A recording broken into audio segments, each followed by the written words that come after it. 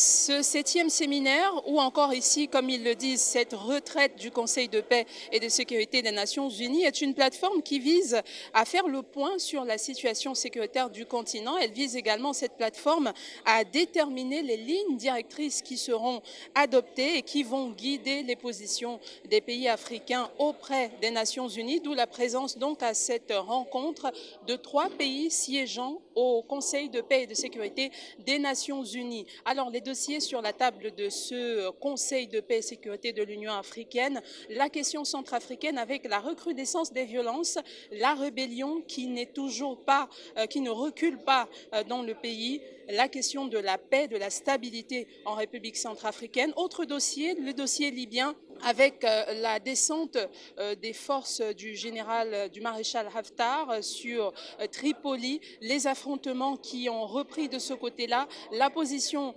de la Russie et d'autres pays d'ailleurs pour un retour de paix. Ce sera donc un autre dossier sur la table des dirigeants ici au Conseil de paix et sécurité de l'Union africaine. Le troisième et dernier point, c'est bien sûr la question du Sahel, alors que le président français et ses homologues du G5 Sahel se retrouvent même à partir de ce lundi du côté du sud de la France, à Pau, pour ce sommet sur le G5 Sahel. Il sera donc également question ici à ce séminaire, ce septième séminaire du Conseil de paix et de sécurité de l'Union africaine, de la question sahélienne. On rappelle encore que vendredi dernier, 89 soldats nigériens étaient tués par des terroristes djihadistes. C'est donc une question clés ou des questions clés, la RCA, la Libye et le Sahel, qui seront évoquées au cours de ce septième séminaire, un séminaire que le Gabon abrite pour la deuxième fois depuis 14 ans déjà. Nous reviendrons avec d'autres informations